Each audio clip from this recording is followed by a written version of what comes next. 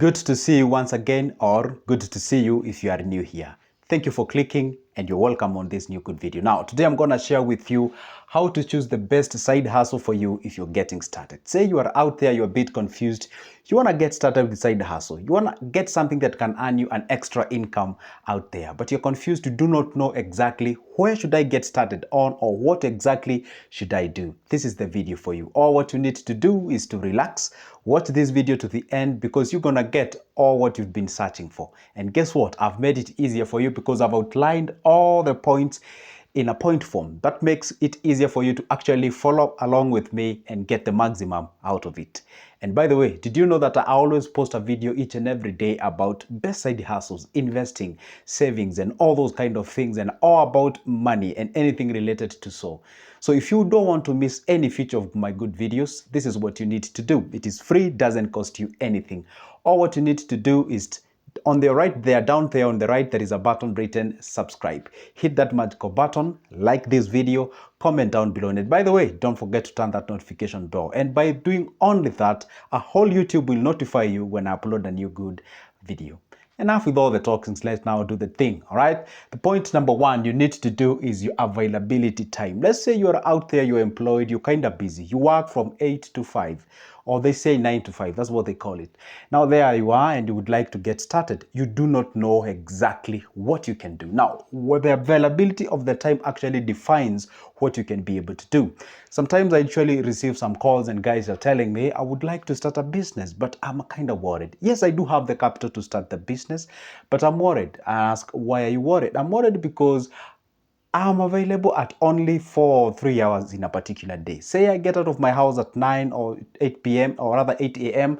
and I get back at the evening at around 6 p.m. Now, how can I be able to run that business? Now, knowing exactly the availability of your time actually defines what you can be able to do out there. Say, let's say at the evening is the time that you usually have some extra time. Perhaps you can open up a business and you can catch up with the performance of the business at the evening. If you've employed somebody out there, let's say maybe you are totally not available. Let's say you're this kind of an individual. Maybe you work in a hospital. Some of the guys who work in a hospital or health industries, you find them that these guys usually show up early in the morning. Sometimes even in midnight, they're still working. So if you're that kind of an individual, then that means you have to get something that doesn't really require your presence.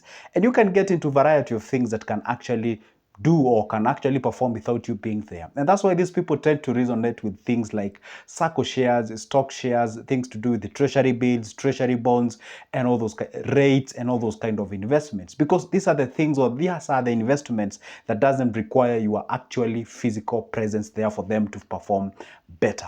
But let's say maybe you are a typical teacher, or maybe let's say you get out of the house and you show up at the evening at around 5:30 or 5 or 6 around there. And that particular mean that you can actually catch up with the business and the performance of the business. But again, you have to be very keen because the kind of a business that you set up out there, if it is a business after the end of the day, then it has to be a thing that you can actually catch up with. Say you open up like a general shop. It will be very hard for you to monitor the performance of that given shop.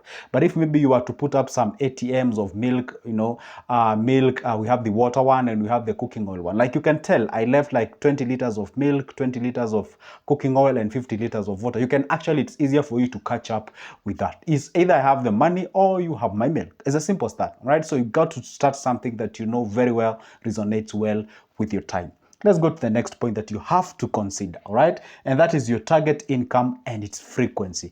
What do I mean by this point is that some people tell me, hey, Joseph, I would like to start a side hustle that can actually earn me at least 300 in a single day. Maybe that 300 can be channeled back into catering some, let's say, food or maybe something to, at the end of the day, I mean, after all, 9,000 Kenyan shillings at the end of the month, it's not a simple money. So they ask me, what can I exactly do for me to get a side hustle that is earning me around 500, 1,000, depends on what you're aiming for. Now, the frequency here means either do you want it daily, do you want it weekly, monthly, or do you want it yearly? If it's about yearly, then you can get yourself into investments like of the one that I gave at the beginning of this video. That's the treasury bills, bonds, investments on SACCO shares. You can get into money market fund, you can get into balance fund, index fund, and all those kind of things that can actually earn you at the end of the year. If you want to get started in weekly, of course, you can get into a conventional businesses that the ones we know. Name another business that is out there. Of course, what makes you start this or not the other is what the ground dictates for you. Sometimes I always tell people it's good to listen to the ground, get to understand what can resonate in that particular area that you won't get started that business on. All right, the other thing, you say you want to earn your money each and every day, then still gonna get yourself into a conventional business. I'm pretty sure there are hardly or close no business or other investments that you can get started with money or invest and actually earn daily. Most of the investments actually give you money or earns you each and every we say it's like semi-annually, that's after 6 months, or what we say yearly. But if you want to get something that you want to earn each and every day, then consider getting yourself started on conventional businesses. When I say conventional business, I mean in Swahili, I mean biashara za kawaida, tu hizi ambazo huwa tunafanya here and there. Literally means that these normal businesses that we usually do out there, restaurants, hotel, milk business, ice cream business, popcorn business, all these conventional and sort of available business that we usually see out there. Point number 3 that you have to consider as well, what do you want to get started on? Do you want to get started on your passion? Do you want to get side hustle that is resonating with your passion, or do you want to get into a side hustle that actually resonates with what we call what we say the experience? Let's say maybe you've ever employed somewhere, you gathered some experience.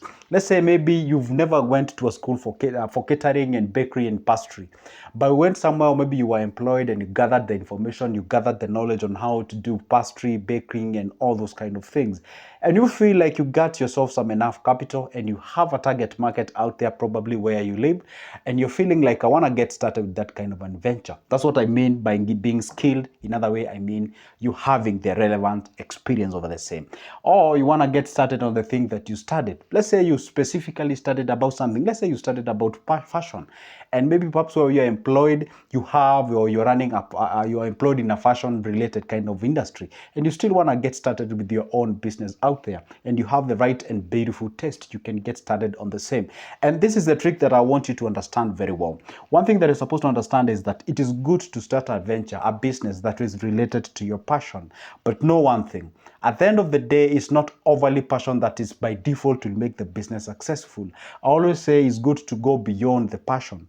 Going beyond the passion simply means that identifying that's what resonates, yes, with passion that is, and again resonates well with what the ground dictates. Because at the end of the day, it's not you who will be buying in that specific business. It's about them. So it's not about you, but it's about them. Skilled as well, and as well what we say, studies also matters a lot when you're going to do your thing out there.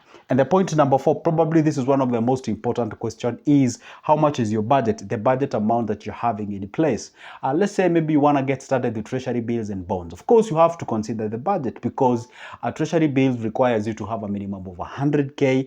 Treasury bonds requires you to have a minimum of 50,000 with an exemption of an infrastructure bond. Let's say you want to get started with shares. Of course, you have to understand the capital, share price per share of a given company. Let's say you want to get started with the money market fund, you have to know how much is required. You want to get started with a conventional business, you want to start a cosmetic business, you have to know this is the minimum amount of money that is required for me to get started with that business. You want to get started with salon, spa, beauty shop, hardware, and all those kind of things. Of course, you having a budget in place, then you have to understand it's a very essential step. And guess what? Whether you are employing somebody or whether you're employing yourself, at the end of the day, budgeting is not a thing that you can leave behind. Unless maybe, let's say you won't get started with some, let's say, consultancy.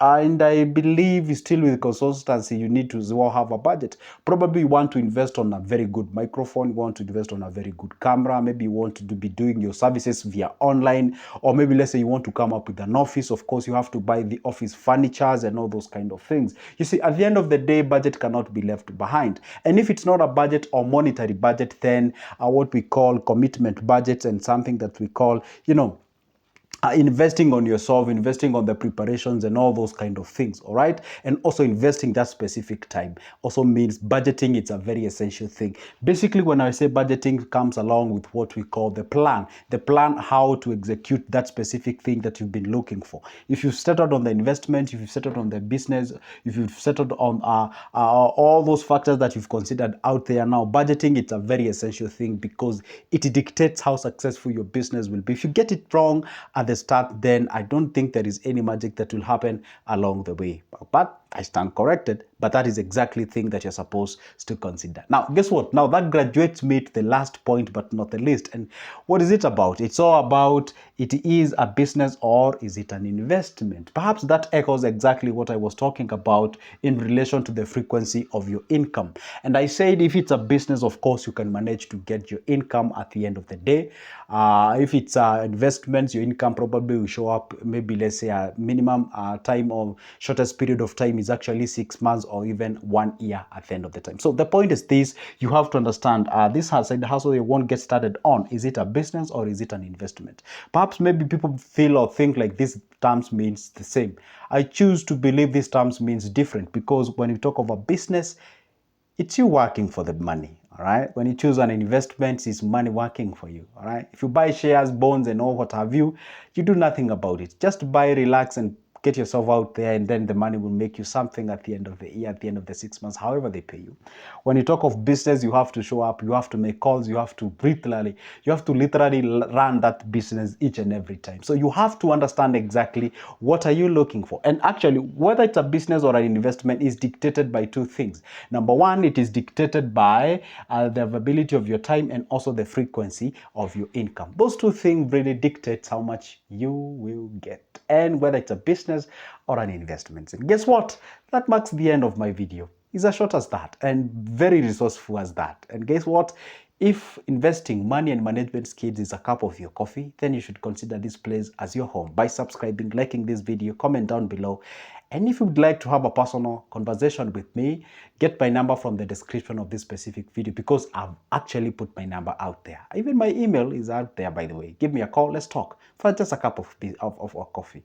And I have booklets about investments, all things that you would like to know. About businesses, I have about business ideas, business plans. About investments, I have what we call the shares, money market funds, circles, bonds, bills, and what have you, for only $280 per copy. For now, it's a goodbye. See you there.